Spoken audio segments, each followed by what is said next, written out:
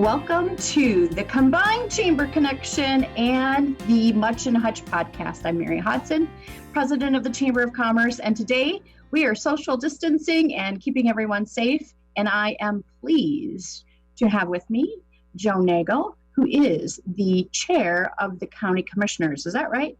Or you like the head commissioner? You're the commish. Yeah, that's the title for today. So I like it. Okay. This is kind of a dream for you to put me in a different room so you don't have to deal with me. So that's and Joe's like, yes, I don't have to be in the same room with her. Thank you. The mute button's nice, that's for sure. Oh, great. So, Joe, thank you. I know that you are incredibly busy. You have a lot of hats that you wear. Today, you have your Hutch hat on. But you also are the chair of the County Commissioners. The county kind of runs everything, right?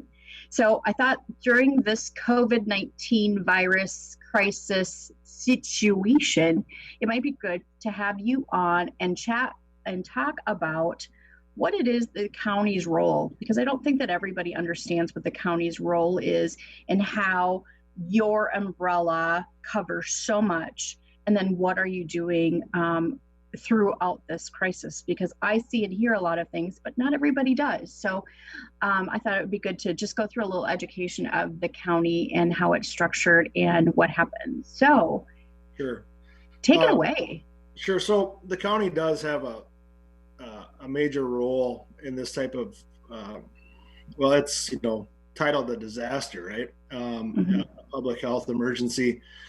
And that's where our public health department, which the county oversees, steps in. We activated an emergency operations center that we have people,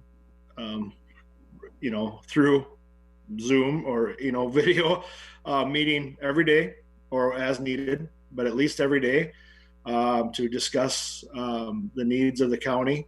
And that includes our partners, cities, townships, schools. And they meet and they discuss what's going on, what do they need as far as equipment that branches out to hospitals, things like that, the obvious answers and questions. But the public health department obviously has a major role in this. They are the ones that conduct the investigations for any positive COVID-19 tests right now. My understanding is we're not live, but as we talk about it in broadcast, as we speak right now, we have 2 positive cases in McLeod County. It's about 11 o'clock on Friday. The results will, for today, come in anytime now. We won't talk about if we get more positive tests today because, that would be irresponsible because we won't know all the information, but we easily could. We know that we're going to get more. We right now have an interim public health director, Megan Mose, who has a tremendous amount of experience in the public health and human services field, and we're very blessed to have her. It's like it was meant to be that she's here. Not that we're happy that this happened, but we're happy to have her. But her and her staff have really stepped up to the plate and taken care of this. Also, somebody that really needs some credit is Kevin Matthews. He's the emergency management director. He's done very well. He's assigned to the sheriff's office, but really his role is, different than a typical deputy sheriff. He acts as the emergency management director, reports to the board, and gives us the information that we need.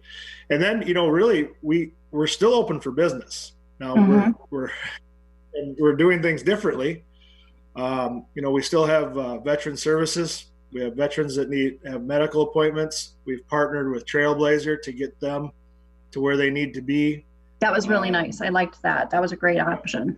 And I don't know, I was going to say crazy, but there's really no other way to explain it. But in the public transportation world, when something like this happens, the restraints come off a little bit, and we can do some things a little bit different, and that's what Trailblazer's been able to do. So, we weren't always able to run a veteran or two to St. Cloud on a Trailblazer bus with as much ease as we are now. But if that makes sense for us to do now, we do that. Trailblazers also helped us out with some Meals on Wheels program because Health and Human Services saw that need for that, and the commissioners that serve on Trailblazer in McLeod County are myself and Commissioner Kruger, and we thought that was important. So we've partnered with Trailblazer to do some of those things. So there's really just it's important for everybody to know that we're still open for business. And, right. You didn't all just go home. No. And the people that are home are working and getting things done. The public facing piece of McLeod County is closed, just like, pretty much everywhere else, right?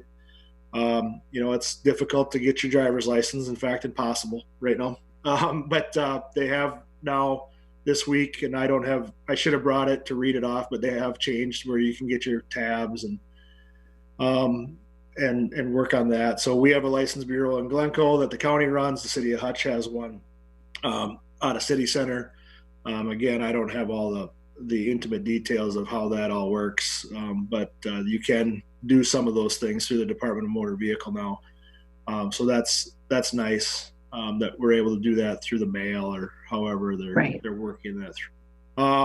But yeah, there's a lot going on. We've been meeting very regularly. The chair of the board has some unique responsibilities in this type of thing because the board can't meet every single day. The administrator, Sheila Murphy, and I talk every day, if not multiple times a day, about where the county's at, what's going on, and what we need to do. So, I mean, that's a really cumbersome overview of what's going on with us right now. No, I think it's really good. I think that it's prudent to be able to share with people what is and isn't available, and simply when the governor makes an executive order, you follow it as well as everybody else as to your abilities. So a couple of questions that came out. I was taking some notes as you were talking. So do you have a handle on PPE, personal protection equipment, that's available in our county? Personally, do I know the inventory off the top of my head? No. I mean, do I have? But I mean, that's part of what you're doing, right? Right, and that's part of what emergency management does. Do I have an idea of it because of my role as a sergeant in the police department? Sure, But the chair of the board doesn't see the inventory. That's Kevin Matthews' job, and he takes care of that and works with the local law enforcement as far as their role goes, and then hospitals. I truly believe this shortage is real. Well, some don't. I do. I think it is. I think it is there. I think it's a concern that we have to be aware of, and I think we're lucky, that we've prepared for this. Public health, and I've been part of it. Our public health is awesome, and I know I'm biased, but they've practiced for this. They've drilled for this. They've worked this tabletop exercises to all kinds of practice drills for this exact crisis. No, but they've got a handle on it, and so have hospitals throughout our community. We have great hospitals in Hutchinson, in Glencoe. We've got the biggest 3M plant in the country, and they're crushing it right now. Yeah, and we're lucky to have them, and they've got dedicated employees that are showing up to work every day. So we're a community that's very blessed for what we have. But to answer your question, the county as a whole, it does take part in the inventory of the personal protective equipment. You spoke of 3M. We actually have 3Mers who have left Hutchinson and their families to go work in Nebraska to help with some of the additional runs that they've been doing now. They've been adding on those masks, the very famous N95 masks. So we have people from Hutchinson actually over there been volunteered to do that to help with the situation. Yeah, they're very dedicated there. They always have been. They're just proving it more than they ever have. Yeah. Well, I think in this situation, as you said, I worked at Hutchinson Health for 5-6 years, and I remember being part of Code Black drills, right? Sure. And it's not necessarily about what the crisis is, it's about how do you manage the crisis, whatever it is. And so you're right. And I don't think that everybody always sees that on the public facing side, because those things tend to be a little bit more internal when they're happening, but it's all hands on deck, everybody using creativity and innovation depending on what's happening. They really know what they're doing, and they make decisions on facts, not emotion. And they're doing an excellent job. And you mentioned earlier about the governor's, directive. We're at May 4th now, right? Or at least May 3rd at midnight or 11:59. That's the county has, followed suit with that as far as our, operations, if you will. Now, if something changes with him or us, we'll continue to be updated. But what's we've prided ourselves on is being that, point of information, of accurate, concise information, because it's not all accurate that gets out there. Oh gosh, it's so deep right now. Yeah, and some people need to be the first people to put stuff out, and we're close to the first information out there because we obviously have a head start on it. But we pride ourselves on the accuracy of it, and not that we can't make mistakes, and luckily we haven't yet. But if we do, we'll correct those and own those. But we're really, really concentrated on being that pivot point for accurate information for everyone, the public, private sectors, whatever they need. And if we don't have it, we want to find it for them. Okay. You also talked about how public health is the one that does the investigation on the origin of the positive tests. Do you have a sense of what those outcomes are yet, or is it too early to determine? As far as the people that were tested, the people who have tested positive? I don't, and it's not information that, unless I would be a person that was affected by it, and I am not, that you would, right? Then I would know. There's still a level of privacy that people have the right to in this. Okay. We want to not, violate that, but yet we want to honor and protect the public, from this virus also. So there is no reason for me to know, when I get called about that stuff, it's not, I don't find out names, or anything like that. It's very, very, I don't want to say generic, because that is not the term that I want to use, but it's very broad information that I need to know to make decisions. I think that today's public sees information so quickly on their device, on the TV, on any media, and so they have an expectation that they should know, when in fact so much of what they see is not even truthful or completely true. Or, I have a really good friend on the police force that always tells me there's two sides of the story, and somewhere in between is the truth. Yeah, I've heard that. Probably a really smart person. I've heard that. I heard that before too. I think I say it quite a bit. So. To me all the time. All the time. Fortunate to have people like Megan, Kevin, other people on your team that really have a good sense of what's happening in their places. So when you bring them all to the table via Zoom, right. They can really work together well. And I think that that's one of the things that I want to be able to highlight, is the fact that the county has done so well at building the team.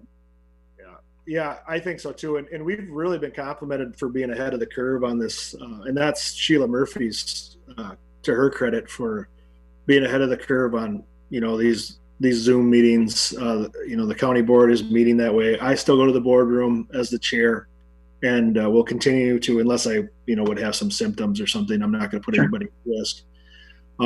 But there's some commissioners that, they're going to kill me for this, but they're older, right? So they're in an age group that maybe they're, a little bit more of a risk. And, but we're still able to do the business. We had a full board meeting, last Tuesday. It takes a little longer. You have to at a roll call vote. So you have to everybody has to, vote each and every time. It's difficult sometimes for me to make sure that all the discussion gets hammered out. We got some road projects done and or voted on, and it was good. You know, it took probably a half hour, 45 minutes longer than it would have if we were in the room. But who knows? Sometimes, you know, maybe there's some efficiencies, you know, that we've found too. So right. Good. Well, kudos to you guys for doing that. Let's talk. One of the conversations that has been kind of scrolling around is the property tax deferment for businesses. Do you want to address that? Well, yeah, I can. It's a tough question. It really is. And it's more than businesses. It's, you know, residential agriculture, right? We, at our workshop, last Tuesday, the auditor treasurer, Connie Kurtzwig, talked to us about it. Full disclosure, I hope the state tells us what they want to do, but it feels to me, just me, that they're going to put it up to individual counties on what they want to do. The counties with some parameters have the right to defer penalties regarding property taxes. So basically, let's call it what it is. If you're getting rid of the penalty, your people are able to pay their taxes, property taxes later, right? We haven't talked about specific dates. We haven't talked about even if we're going to do it, because it's a bigger picture than that. It's can the county continue to operate, you know, without, that's their funding source, one of their funding sources. But it's also, we collect that money is also your residential, commercial, agricultural, you know, taxes also goes to townships. It also goes to cities, also goes to school districts. Can they do that? So we have some work to do before we make that decision, because it's not just looking at our budget, it's looking at the trickle down effect, every government budget in the county, and what that can do to them, you know, or potentially do. So it's a big decision. Yeah. I'm not saying I mean it would come down to a vote. I don't think any of the five of us are anywhere close to even having a one way or the other opinion on it yet. We have to gather a lot of information, and for what it's worth, we're going to talk about it on the 21st at our workshop. So you can zoom on in and watch it if you want. But pardon the pun, but I was going to say, I was waiting for that. Yeah. But we are going to talk about it, and I don't know where it'll go, but we are going to talk about it, and by then maybe the state has some direction with it. I'd like that, but I don't know. It's certainly not something you can go, oh, it's a good idea, let's just do it. You have to make an educated decision on it, and you just don't have those facts yet. Yep. So then my next question, you just brought it up a little bit ago. You were making decisions about some roads. Let's maybe segue into some of the road situations that you've got going on. We're still open for business, and we had a few road projects budgeted. So what we did is, there's one in the district that I represent, County Road 19, that we approved, goes up towards Bell Lake, and we worked on that. That one got approved unanimously. There's one down by Lake Marion. That one got approved 4-1. I voted against it. It wasn't one that I thought we were ready for yet. Didn't really believe in it, but it passed. We're in a democracy, so now we move on, and we're going to do it. And then the one that probably we need to talk about the most is the Morningside project down in Glencoe. That's been a very controversial one for the county for years. If you talk to engineers that have worked on it, they'll tell you 10 plus years that that's been up and down.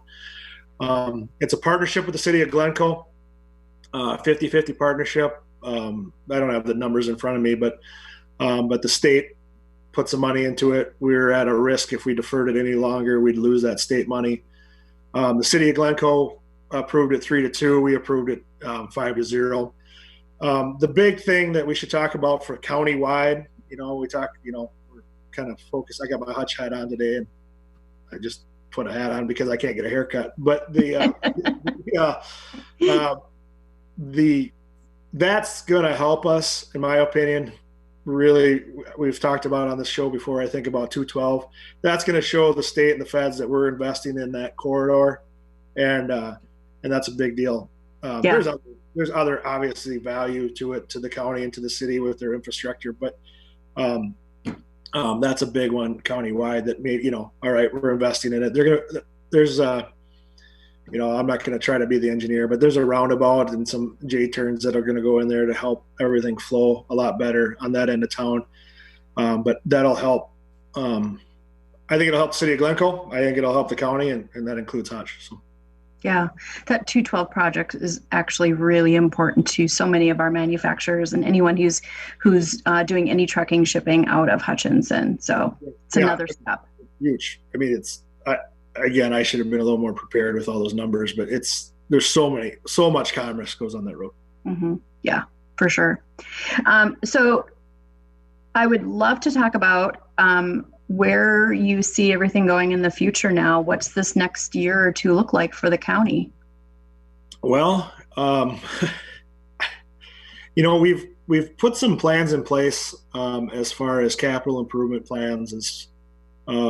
When Sheila came on board, that was kind of a focus of hers and a strength of hers to get us organized. Are we distracted from that a little bit? Yeah, we are. This is a lot of work.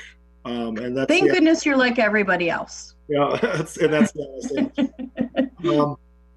We've put some improvement plans in at the fairgrounds. We want to talk about, that's a very important piece of the county. It's a very important piece to me. We need to clean it up a little bit, tidy it up a little bit, run it a little better, and hopefully turn that into something that can help the economic development of the county and the city.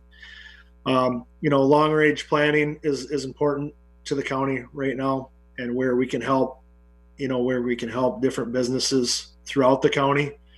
We've got conversations with the city of Winstead. They've got some let's be honest, it's agriculture and manufacturing here, right? Yep. Winstead's got some projects going that, maybe we can, help with some roads, or at least be part of those conversations. Similar to what we did in Stewart for Forma Feed. We didn't necessarily, pardon the pun, drive the bus, but, we helped, put the bus on the road, down there for them. But so that's really, I think, something that we need to start focus on is long range planning and not living in the moment. Live in the moment, but plan for the future. And plans can change, and that's okay. They're changing right now. I mean, did anybody 6 months ago think we'd be sitting here like this, right? And that's did we think a month ago? Probably not. No. Probably not. Yeah. Maybe a month ago you saw it coming, but certainly 6 months ago I did. Yeah. No. And I pride myself on looking to the future. I wasn't even close to where this is at. But so that's really something that I think the county will take a look at. The new government center, known as the Young Klaus building in Glencoe, is on pace. We're continuing with that. So that will combine three different buildings. The Health and Human Services building, the North Complex, and then the annex that is out there will all move into one building, plus part of the courthouse will move in there. So you'll really have the government center, and then the criminal, or the justice center, if you will, or, the courts will still be at the courthouse, and then everything else will be at the government center. So that's on pace for about February to be done. That's where the boardroom will be, and we'll get more information out about that. Yeah. But I don't know if it's out there yet, but we've asked for some videos to be posted, because we were pretty open about tours with it, because we want people to see what we're doing. Nothing fancy, but it's very sound, and we're proud of it. But we're not doing tours now, obviously. Right. And even if we're to the point in the construction that it didn't make sense to do tours anyway. But sure. So we're going to put some videos up, and so people can see what's going on and what we're doing. And so that'll be, around about February. We'll have that done. There's going to be some conversations about elections, how they're going to work. I'm admittedly, there was some AMC, Association of Minnesota Counties, is what, is our lobbying group or our association. Mm-hmm. And they had some webinars that I need to catch up on today, that this week about that.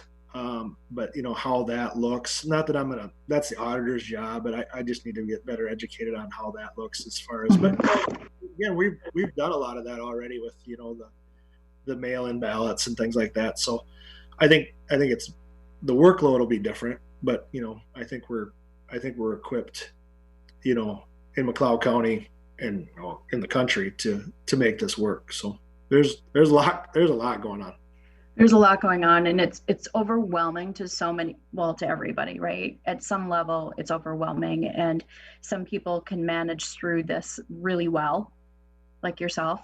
There are other people who are just like scrambling because emotion has overtaken them and they can't really see clearly. So this is really helpful to be able to show people what's really truly happening in our county, and that they can be very proud of what's happening in our county and how things are being managed. So I appreciate that. Last words of advice as we wrap up the last couple of minutes, thoughts that you'd love for residents of the county to know or be thoughtful of? I don't know. There's always something going on, right? And this last year there was a couple things that were disappointing to me, and I'll admit that, but it's given me the opportunity to be here and be a part of this and help lead the county through this. So maybe that worked out, Mm-hmm. So, I mean, I'm proud of that. And so things do work out, but there's, we're going to win. We're going to get through this, and we're going to make the best decisions, and everybody's looking out for everyone. We worked together on a really neat deal yesterday with Michael Foods out of Gaylord and a food drive in Hutchinson. And once we got a little organized, and it went really good, but we're just going to say none of us had a clue what was going to happen. And we did. But once we got it flowing right, it was great. And the people, it was amazing. And if some people that needed some food got it yesterday, it was all worth it. It was 100% worth it. And that's what we just got to remember, that we're all in this together. We need to do the right things and listen to the right people. And I truly believe, we're going to win. And if there's anything that we as the county or personally that I can do for anybody, just let me know. And Mary knows how to get a hold of me far too well. After that really nice speech that made me a little teary, and then you went in there and just slammed it just as always. Thank you for putting it back in perspective. Thank you for your time, Joe. Again, I know that you are slammed with stuff. You've got all these different hats that you're wearing and all these different positions and stuff, but somehow because of the different pieces and parts, they all work together really well. So thank you for all you're doing and for your help yesterday. And thank you to everybody joining us today. This is a collaboration between HCVN for the Chamber Connection that we do on a monthly basis, and also with KDUZ, KARP, KGLB, and a collaboration that we have with our Much and Hutch podcast. If you have questions about anything, you need connections, all you have to do is give us a call at 587-5252. Go ahead and check us out on the website of explorehutchinson.com, because Joe's favorite thing of me ever saying is #MuchAndHutch. I hope that you all stay well, stay healthy, find some face masks, stay home, cover your cough, wash your hands, don't take any wood nickels. Thank you all.